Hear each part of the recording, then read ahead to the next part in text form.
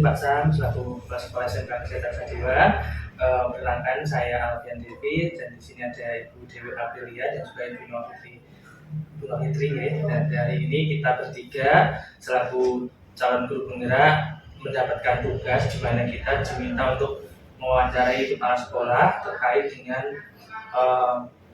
materi di minggu ini, yaitu materi pengambilan keputusan seperti itu. Nah, kemudian hari ini kita akan meminta waktunya dari Bapak, Kesediaan Bapak untuk bisa diwawancarai terkait materi yang kaitannya dengan posisi Bapak sebagai kepala sekolah seperti itu. Untuk di awal sebelum wawancara dimulai, yang pertama adalah saya akan menjelaskan tentang apa saja nanti yang kira-kira akan ditanyakan. Yang pertama terkait pengambilan keputusan yang selama ini sudah Bapak lakukan, di mana menyangkut kasus-kasus yang terlibat di mana dinamakan dilema etika, yaitu benar versus benar. Kemudian masih saja nih Bapak, ini yang pertama yaitu kira-kira apakah ada Bapak atau contoh kasus yang sebelumnya sudah pernah Bapak hadapi dan juga pernah Bapak ambil keputusan terkait kasus di mana itu melibatkan benar versus benar, di mana Bapak harus memilih salah satu dari dua hal yang dilema etika tersebut. Oke, selamat siang Pak Alfian Devi, Bu Dewi April, Bu Tri Novi, berkaitan dengan ketugasan calon guru penggerak di Kabupaten Kulon Progo. Berkaitan dengan permasalahan yang kadang muncul di sebuah lembaga dan di situ ada sebuah dilema karena harus diambil keputusan yang paling baik ya. Permasalahan ini kalau di sekolah munculnya adalah permasalahan guru dengan sekolah. Dalam hal ini kepala sekolah harus mengambil keputusannya. Kalau itu harus diambil keputusannya, tentu saja saya sebagai kepala sekolah harus melihat dulu permasalahan yang ada. Permasalahan yang ada seperti apa, jangan sampai nanti keputusan yang diambil oleh kepala sekolah itu salah, dalam arti yang sebenarnya bisa tidak diambil keputusan itu, tetapi kepala sekolah mengambil keputusan itu yang sesungguhnya keputusan itu akan merugikan banyak pihak, baik bagi guru maupun bagi sekolah ataupun lembaga, sehingga diperlukan keputusan yang baik menurut kepala sekolah dengan falsafah Jawa mono yang mono ning aja mono. Artinya jangan sampai keputusan itu malah menjadikan semuanya rugi ya.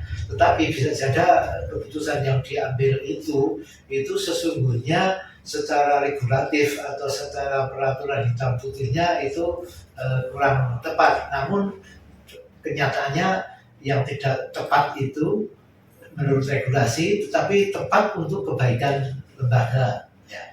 Sehingga saya mengambilnya harus melihat permasalahan yang ada dengan falsafah Jawa mono yang mono ning aja mono. Artinya jangan sampai nanti rugi semuanya karena keputusan itu tanpa mengubah target dari capaian yang diinginkan oleh lembaga atau oleh sekolah. Jadi sekalipun berbeda atau berbeda sedikit dengan regulasi yang ada, tetapi keuntungan yang lebih besar bisa didapatkan, itu yang saya ambil. Jangan sampai nanti dengan keputusan itu sekali lagi itu malah merugikan semua pihak. Yang utama adalah yang salah. Kalau itu sebuah salah, ada kesadaran bahwa itu salah, kemudian keputusan yang diambil yang dinamakan dengan kebijaksanaan itu dengan tetap target capaian institusi atau capaian lembaga itu bisa berjalan. Kemudian Bapak, langkah-langkah yang seperti apa yang biasanya Bapak lakukan ketika pengambilan keputusan tersebut? Kalau keputusan itu menyangkut personal guru, kalau permasalahan itu menyangkut personal guru, kaitannya dengan keberadaannya sebagai guru dengan kepala sekolah, tentu saja itu akan diambil langkah, beberapa langkah yang harus dilalui. Misalnya ya diambil dipanggil dulu di ruang kepala sekolah misalnya, dengan tidak didudukkan sebagai pesakitan atau terdakwa, tetapi lebih dengan aspek kolegialitas. Jangan sampai nanti guru yang merasa ada permasalahan itu dimarahi atau disalahkan atau disudutkan di tengah-tengah kawan guru yang lainnya. Dan dengan dipanggil face to face itu bisa jadi permasalahan itu malah menjadi ada sebuah solusi, karena di situ bisa berbicara dari hati ke hati tanpa ragu keduanya, karena ya memang hanya berdua. Jadi kira-kira seperti itu dipanggil, kemudian ya silahkan berbagi perasaan, berbagi permasalahan, berarti ada solusi yang baik tanpa harus menjadikan permasalahan yang lebih rumit lagi, yakni misalnya dilaporkan ke jenjang yang lebih tinggi dan sebagainya. Itu tidak sana. Saya sebagai sebagai kepala sekolah itu mencoba menghindari hal yang seperti itu. Saya meyakini dengan pendekatan hati ke hati itu akan lebih terbuka dan membuahkan hasil yang baik. Oke. Kemudian Bapak, menurut Bapak, apakah hal yang Bapak laksanakan tersebut efektif dalam pengambilan keputusan, terutama pada kasus-kasus dilema etika, Bapak? Kalau berdasarkan pengalaman dengan pendekatan yang saya lakukan kepada teman-teman guru yang bermasalah itu efektif. Satu, guru tetap menyadari akan kesalahannya. Guru tetap bisa menyadari akan kesalahannya setelah diskusi itu. Kemudian yang kedua, dari guru karena pendekatan berbasis berdasarkan kecerdasan emosi, menurut saya itu lebih tidak merasa terhakimi, tetapi lebih pendekatan kekeluargaan seperti itu lebih bisa dirasakan oleh guru, sehingga ada sebuah kesadaran dari guru untuk tidak melakukan hal yang salah ketika sudah berdiskusi dengan kepala sekolah tanpa harus ada tekanan. Jadi ada berafatnya dari sebuah kesadaran.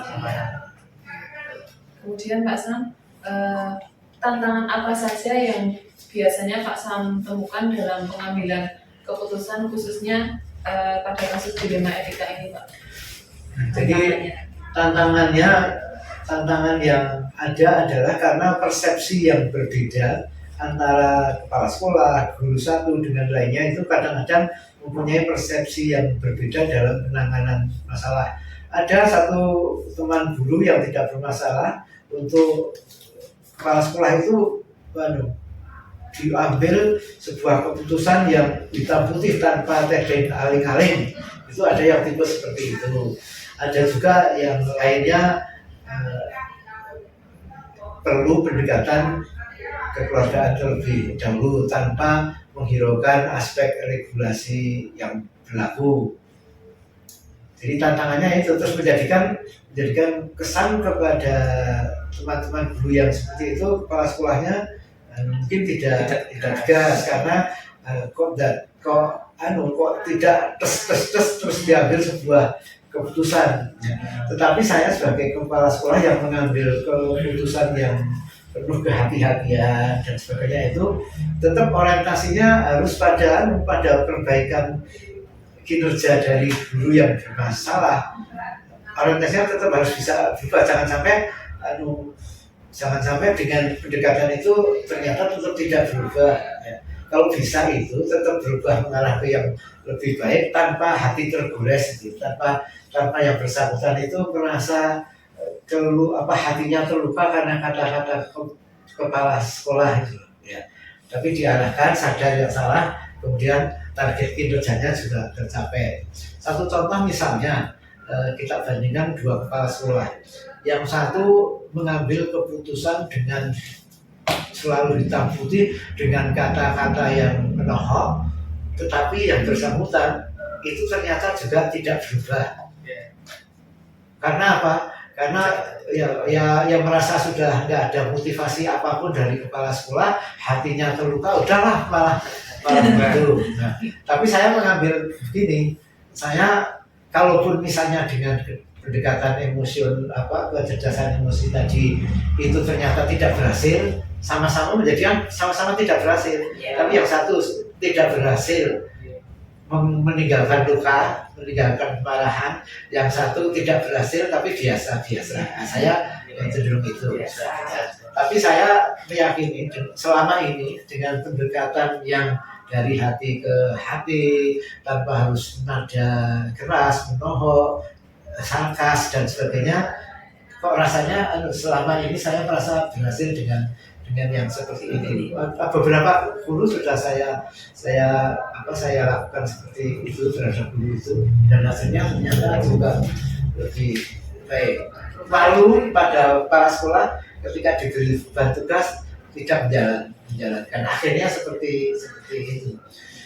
Sebuah kesadaran gitu. Yang satu itu mungkin ditakuti, kalau tidak seperti ini berarti disingkirkan. Tetapi saya lebih ke memotivasi, mendorong, ya. Tidak dengan ancaman, tanpa ancaman, tapi lebih memberikan motivasi agar lahir sebuah kesadaran untuk bekerja lebih baik. Jadi Pak Sam melanjutkan nih Pak Sam, nah terkait dengan kasus-kasus dilema etik yang sering nih atau mungkin pernah dijumpai Pak Sam ketika dalam penyelesaian tersebut, dalam pembinaan terhadap guru tersebut, apakah ada jadwal tersendiri misalnya untuk pembinaan atau mungkin situasional seperti itu Pak? Jadi untuk jadwal yang bersifat pembinaan secara rutin kan bisa disampaikan ke briefing-briefing yang sifatnya umum tanpa harus melihat satu persatu masalah yang ada di guru. Kalaupun ada masalah, itu kita anggap sebagai masalah umum, ya, tidak mengatakan ini masalahnya si A, si B dan sebagainya, tapi ini masalah umum yang bisa terjadi pada guru siapapun. Gitu.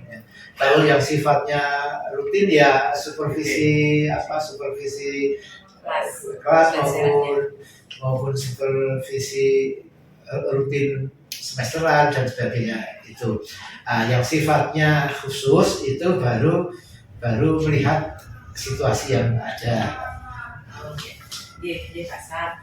Terus terkait dengan masih kasus ini ya Pak, kasus dalam pengambilan dilema etik. Nah ini kira-kira nih adakah seseorang atau mungkin faktor-faktor yang mempermudah sehingga Pak Sam itu dalam memutuskan atau di kasus pengambilan keputusan dilema etik itu lebih mudah seperti itu Pak Sam yang dianggap mudah? Kalau saya sebagai kepala sekolah itu tidak begitu, ya perlu tetapi tidak begitu jumawa, karena saya seorang kepala sekolah yang tahu segalanya, jadi semuanya harus kepala sekolah, ya. Tapi sebaliknya saya menempatkan saya sebagai kepala sekolah itu utamanya bisa memotivasi guru untuk bekerja lebih baik. Jadi sekali lagi kepala sekolah itu bukan serba tahu, bukan serba bisa, bukan dihormati perlu, tetapi tidak ada hormat. Sehingga saya mungkin bisa dirasakan oleh teman-teman, misalnya harus berdiskusi bareng tidak di ruang kepala sekolah juga nggak masalah, makan bareng di luar pun rame-rame juga tidak masalah. Lebih spesifiknya untuk orang-orang yang itu tadi Pak dalam mempermudah mengambil keputusan. Jadi kira-kira dengan demikian, dengan apa yang saya lakukan itu menjadikan jarak itu menjadi dekat, dan itu menjadi mempermudah untuk urusan banyak hal. Mau menyampaikan unek-unek kepada kepala sekolah ya tidak ewo-ewo, tidak ragu, tidak takut. Kemudian pengen usul ini dan itu, karena kepala sekolahnya mungkin dirasa tidak galak juga tidak takut, sehingga itu mempermudah komunikasi untuk mencapai target sasaran kinerja sekolah. Berbeda kalau misalnya saya hadir sebagai kepala sekolah itu menjadi sosok yang ditakuti, mau menyampaikan biasanya tim yang sangat membantu Pak. ya saya menempatkan kolaborasi dengan sinten? menempatkan urut secara hierarkis itu kan semua jadi tanggung jawab kepala sekolah. Jadi sekolah itu tanggung jawab penuhnya adalah kepala sekolah. Kemudian kepala sekolah tidak merasa tidak mungkin menjalankan sendirinya, maka disuruh diadakan struktur wakil kepala sekolah. Kemudian ketua program jurusan atau ketua program bagian itu terus dan seterusnya secara hierarkis seperti itu. Dan itu saya posisikan sebagai kepanjangan tangan kepala sekolah untuk menyelesaikan pekerjaan. Dan ketika sudah mempercayakan itu, maka kepala sekolah itu lebih sebagai supervisor, lebih sebagai pemantau, lebih sebagai evaluator dan sebagainya. Jadi bukan harus berbasah-basah mengerjakan kebijakan sendiri, tapi dipercayakan, tapi tidak lepas dari kontrol. Oke, Bapak, ini yang terakhir nih Pak Sam, terkait dengan pembelajaran. Kira-kira pembelajaran apa nih Pak yang dapat dipetik oleh Pak Sam sendiri dari pengalaman mengambil sebuah keputusan di 5 etik, Pak? Pengalamannya apa, pembelajaran yang bisa dipetik, Pak? Jadi Pembelajaran yang bisa kami ambil, satu, marwah seseorang itu bisa kepala sekolah sendiri, bisa staf itu untuk bisa selalu dijaga, jangan sampai dijatuhkan martabatnya di hadapan umum. Kemudian pendekatan kolegialitas itu menurut saya perlu dikedepankan daripada mengedepankan kekuasaan atau tangan kuasanya. Yang ketiga, mempercayakan segala kepercayaan yang telah diberikan kepada para pembantu atau para wakil kepala sekolah atau para staf yang memang sudah diberi kepercayaan. Menurut saya seperti itu, keharmonisan sebuah lembaga saling bantu-membantu untuk mencapai tujuan bersama itu lebih mudah, tanpa harus merasa ketakutan, tanpa harus merasa tertekan, tanpa harus merasa saya bawahannya yang disuruh-suruh, tapi sudah berangkat dari sebuah kesadaran. Walaupun kata kuncinya tanggung jawab penuh tetap ada di kepala sekolah. Dengan satu contoh misalnya, kalau ada siswa yang kurang kompeten, itu secara hierarkis yang bertanggung jawab adalah bapak ibu gurunya, karena bapak ibu gurunya mempunyai tugas untuk menjadikan anak itu kompeten, sehingga tanggung jawab ada di guru. Tetapi sebaliknya, ketika guru itu banyak yang tidak kompeten, kinerjanya tidak bagus, itu bukan semata-mata karena gurunya, tapi harus jadi tanggung jawabnya kepala sekolah. Jadi tidak ada guru yang kompeten kalau kecuali kepala sekolahnya tidak kompeten. Oke, Bapak, terima kasih. Mbak Dewi.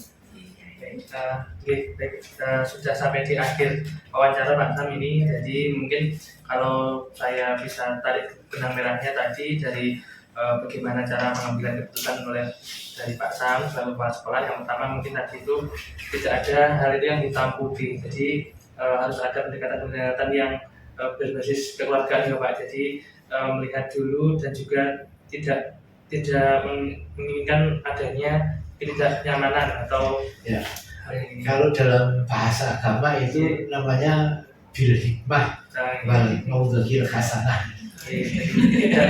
Jangan sampai memberikan efek takut, efek tidak nyaman, tapi buatlah sadar dengan sendirinya, buatlah dia kesadaran diri muncul dengan sendirinya. Kemudian juga dalam mengambil keputusan harus ada plus dan minusnya, menimbang-nimbang mana yang lebih baik untuk diambil, seperti itu. Baik, sebenarnya sudah selesai, ini sudah cukup untuk wawancara pada pagi. Atau boleh menambahkan ini yang saya sebut untuk hal-hal tertentu, kebijaksanaan dalam tanda petik itu perlu dihadirkan.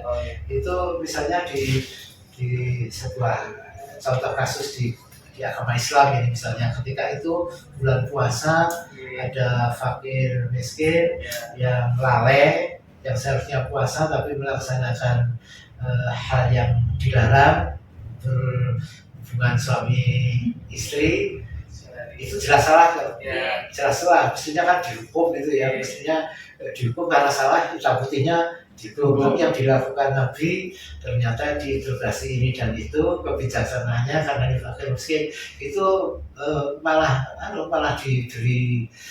diberi bingkisan jelas untuk hidupnya. Jadi mestinya ini dihukum, tapi ternyata melihat kasusnya, ternyata begini, dan disitulah yang namanya kebijaksanaan.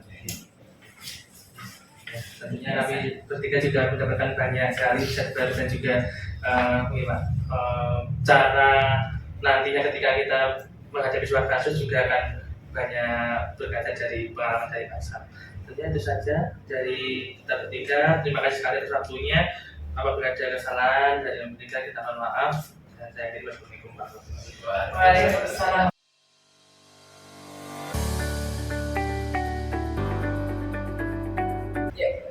Sebelumnya Assalamualaikum warahmatullahi wabarakatuh. Waalaikumsalam warahmatullahi wabarakatuh. Selamat siang Mas Nari. Sebelumnya jadi hari ini sebelumnya perkenalan diri dulu Pak, saya Alfian David, sebelah saya ada Bu Dinovi dan juga Bu Deli April. Kami bertiga adalah calon guru penggerak dari SMK Sadewa Wates, dan hari ini kami meminta waktu dan juga kesediaan Bapak untuk menjadi narasumber dalam wawancara tugas kami di minggu ini, yaitu di dalam materi pengambilan keputusan Bapak. Jadi nanti akan ada beberapa pertanyaan terkait pengambilan keputusan yang dulu pernah atau sekarang pernah Bapak laksanakan selama menjabat sebagai Kepala SMK Kesehatan Universitas Muslim Indonesia sebelumnya. Baik, mungkin langsung saja Bapak, ini akan saya mulai. Yang pertama, selama ini Bapak apakah ada pernah terjadi kasus-kasus yang termasuk dalam dilema etika ataupun rujukan moral Bapak? Mungkin Bapak bisa membagikan pengalaman atau kasusnya. Baik, terima kasih Pak David sama Bu Novi. Seperti apa yang ditanyakan Pak David, tentu saja ada setiap institusi atau lembaga. Nah, selama ini yang saya hadapi karena saya menjabat sebagai kepala sekolah pada saat itu, ada hal yang sering saya hadapi, yaitu keterkaitan dengan ketertiban pembinaan sekolah.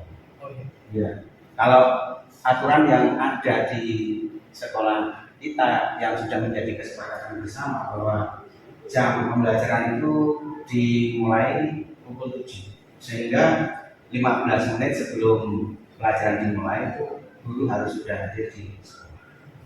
Tapi ada beberapa hal yang membuat saya sendiri untuk memutuskan sebuah permasalahan ini perlu mempertimbangkan. Karena apa?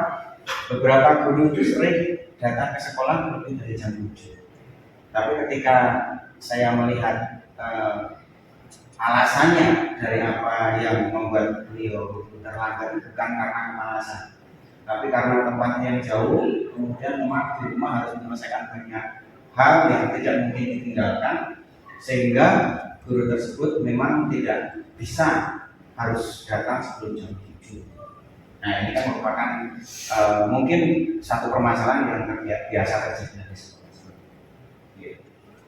Jadi dari kasus tersebut berarti ada dua hal ya Pak, benar karena aturannya jam 7 harus sampai, terus kemudian juga tidak mengindahkan juga karena kita mungkin rumahnya jauh, ada di rumah seperti itu, jadi akhirnya ada dilematika di situ. Kemudian untuk selama ini Bapak, untuk kasus-kasus seperti itu, bagaimana Bapak untuk pengambilan keputusan yang Bapak terapkan di sekolah, terutama yang ada kaitannya dengan dilema etika tadi? Oh iya, ya, terkait dengan dilema etika yang pertama itu tetap supaya nanti kondusivitas yang ada di sekolah tetap bisa berjalan dengan baik. Karena apa? Fokus kita adalah pelayanan terhadap siswa. Apapun gitu ya, misalnya guru harus datang lebih awal, itu kan supaya di dalam memberikan pelayanan terhadap siswa itu jangan sampai mereka terlambat. Nah, oleh karena itu untuk masalah ini supaya mereka itu bisa teratasi dengan baik, guru yang mungkin tempatnya jauh dari sekolah atau mungkin kesibukannya pagi yang tidak bisa ditinggalkan, itu tidak saya berikan jam pertama. Nah, sehingga mungkin nanti jam ketiga atau jam keempat. Oleh karena itu, ketika memang harus datang agak siang dikit, itu tidak mempengaruhi aktivitas yang memang harus dimulai sebelum jam 7 seperti itu. Sehingga anak-anak bisa terkondisikan tanpa harus mengganggu aktivitas mereka dalam belajar mengajar. Jadi bisa disimpulkan bahwa utamanya adalah berpihak pada murid gitu. Iya, Jadi murid iya, yang utama nanti iya. dicari jalan keluar di tengah-tengahnya, plus minusnya bagaimana agar yang penting siswa itu tetap nyaman bisa berlayani dengan baik. Karena kalau ketika kita itu membiarkan siswa dalam keadaan kosong, tidak diberikan pendampingan pembelajaran, itu biasanya siswa akan merasa peka dan akan cenderung jenuh di dalam kelas itu. Karena apa, mereka sudah persiapan dari pagi bisa belajar, tapi setelah jam pertama kok malah justru kosong. Oleh karena itu kami utamakan guru-guru yang memang mampu untuk datang lebih awal sehingga kita taruh jam awal. Oke, lanjut dari pertanyaan Pak Alfian, ya Pak. Ya. Kemudian langkah-langkah seperti apa yang biasanya Bapak lakukan dalam pengambilan keputusan selama ini? Ya, langkah-langkah untuk mengambil keputusan tentu saja kita tidak bisa terlepas dari musyawarah. Kita adakan sebuah pertemuan dulu, kemudian tidak serta-merta saya menganggap bahwa guru ini sering datang terlambat karena kesibukan, guru ini datang awal karena pagi mungkin tidak ada kegiatan di rumah, tidak. Itu pun harus ada kesepakatan antara guru yang mungkin harus digantikan jam pertama menjadi jam ketiga atau jam ketiga menjadi jam pertama. Harus ada kesepakatan, kita adakan sebuah musyawarah dulu. Nanti kalau seandainya memang apa yang saya sampaikan sudah menjadi kesepakatan bersama antara guru yang mengganti atau guru yang diganti, baru kita akan berunding dengan bagian kurikulum untuk pengaturan jadwal. Sehingga antara yang diganti sama yang diganti itu sudah ada sebuah kesepakatan awal. Berarti yang pertama dilakukan adalah musyawarah supaya keduanya sama-sama bisa berjalan. Iya, betul. Iya. Kemudian hal-hal apa saja yang selama ini Bapak anggap efektif dalam pengambilan keputusan pada kasus-kasus tersebut? Iya, yang pertama adalah kedua belah pihak harus ada kesepakatan. Iya, itu sangat efektif. Karena kalau seandainya apapun yang menurut kita baik dan menurut umum itu baik, tanpa adanya rembukan awal atau belum adanya kesepakatan awal, itu bisa jadi orang yang kita berikan ketugasan itu tidak merasa memiliki. Sehingga andar beni kalau istilah orang Jawa itu penting. Ya kalau orang Jawa itu bilang yo Jawa itu penting Jawa. Kalau kita sudah ada awal kesepakatan, insya Allah apapun yang menjadi halangan atau rintangan yang dihadapi oleh seorang guru yang melaksanakan tugasan tersebut karena menjadi kesepakatan dan keputusan bersama yang diambil bersama, sehingga guru tersebut memiliki rasa tanggung jawab yang tinggi untuk tetap memegang buku apa yang menjadi keputusan bersama. Karena yang dicari adalah tanggung jawab. Tanggung jawabnya memang. Misi di kelas yang Iya. pertama tadi ya Pak. Iya. Kemudian hal apa saja yang selama ini menjadi tantangan Pak dalam pengambilan keputusan tersebut? Iya. Banyak sekali tantangannya. Tantangan itu adalah kadang-kadang kita menghadapi guru itu beda dengan menghadapi masyarakat umum. Karena Pak Guru itu mereka sudah banyak mendapatkan keilmuan. Kemudian apa yang kita sampaikan itu harus rasional dan apa yang kita sampaikan itu jangan terkesan menggurui. Baik. Karena apa? Kalau ketika kita itu menyampaikan sesuatu itu seolah-olah kita itu menggurui, sehingga nanti apapun yang mungkin menurut kita baik itu tidak akan menurut kita.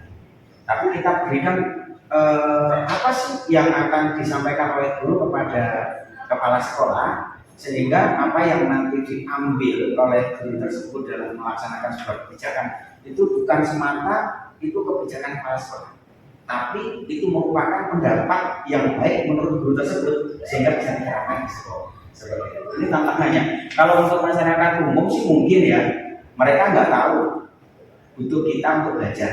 Tapi ketika guru itu mereka sudah sama-sama tahu, sehingga harus betul-betul kita mempertimbangkan hal-hal yang sifatnya jangan sampai kita merasa lebih pintar dari orang.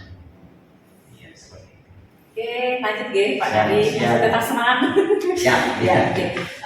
Terkait dengan kasus-kasus dilema etik seperti ini kan tadi Pak Sunari kan punya penyelesaian. Nah, Ya. apakah dalam proses penyelesaian dengan salah satu guru itu tadi sudah terjadwalkan setiap rutin misalnya seminggu sekali dengan kasus-kasus dilema etik, ataukah mungkin situasional atau seperti apa penjadwalannya untuk penyelesaian masalahnya?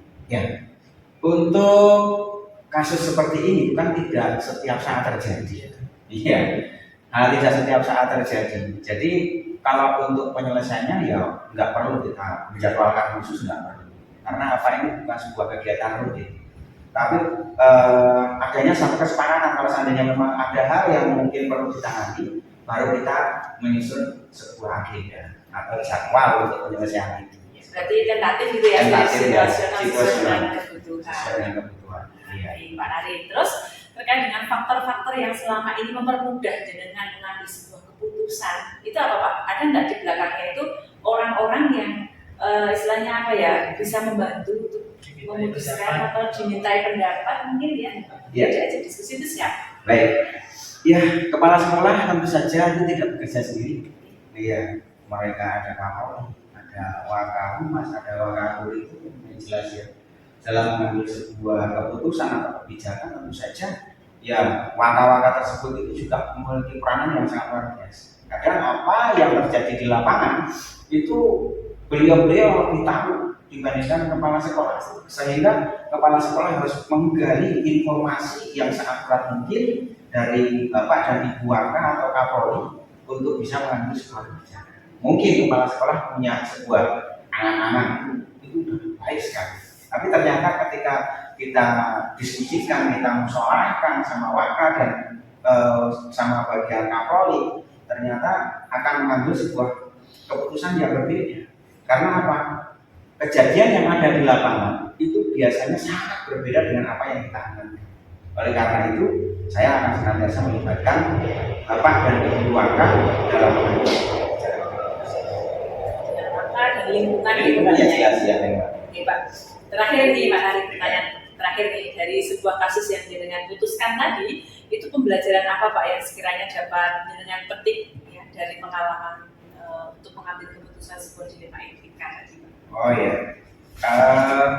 pelajaran yang bisa saya ambil adalah keberagaman pendapat yang ada dalam sebuah institusi atau lembaga. Itu merupakan satu kesatuan yang perlu kita pahami, yang perlu kita mengerti dan kita sadari bahwa itu merupakan hasanah kita. Sehingga dari berbagai pendapat-pendapat yang ada, itu kita bisa mengambil sebuah kebijakan yang terbaik. Karena yang jelas kadang-kadang kita juga memiliki satu idealisme secara kita sendiri pribadi ya, idealisme masing-masing itu kan memiliki idealisme masing-masing. Itu biasanya latar belakang orang tersebut itu mempengaruhi idealismenya. Tapi kenyataan yang ada di sebuah lembaga itu memang kita perlu menyatukan dari berbagai macam perbedaan yang ada. Nantinya akan kita ambil sebuah hal yang terbaik yang mana itu nanti akan bisa membawa sebuah lembaga atau sekolah itu lebih maju lagi, karena mereka semua akan merasa memiliki apa yang menjadi keputusan bersama. Tentu saja seperti itu. Jadi tidak ada yang saling dirugikan. Nggak ada, ya, harusnya seperti itu. Ya, Pak Devi. Baik, jadi sudah selesai untuk sesi pertanyaan Pak Sunari. Ya. Dan mungkin untuk garis besarnya yaitu untuk mengambil sebuah keputusan dari Pak Sunari sendiri, yaitu yang pertama adalah musyawarah bersama demi kepentingan bersama, cari plus minusnya nih Pak, yang mana yang lebih baik itu yang diambil, dan terutama kalau di sekolah itu yang penting untuk siswanya dulu. Kita utamakan siswa, bagaimana siswa tetap bisa terlayani dan sebagainya. Kemudian nanti juga untuk penjadwalan itu situasional saja, nanti misalkan aja, nanti baru kita akan diskusikan. Dan orang-orang yang akan terlibat yaitu dari lingkungan terdekatnya, mulai dari waka dan juga kapolri yang biasanya setiap hari tahu di lapangan dan seperti apa seperti itu. Seperti itu Pak Sunari, dan sepertinya banyak sekali yang sudah kita dapatkan pengalaman Pak Sunari selama ini untuk memutuskan suatu pengambilan keputusan, dan semoga nanti ini semua bisa bermanfaat untuk kami tentunya, dan juga sebagai insight baru dan juga pengingat juga untuk kita semuanya semoga nanti ke depan bisa lebih baik lagi. Mungkin itu saja dari kita Bapak. Terima kasih lagi dan saya sendiri. Wassalamualaikum warahmatullahi wabarakatuh. Waalaikumsalam warahmatullahi wabarakatuh. Terima kasih ya.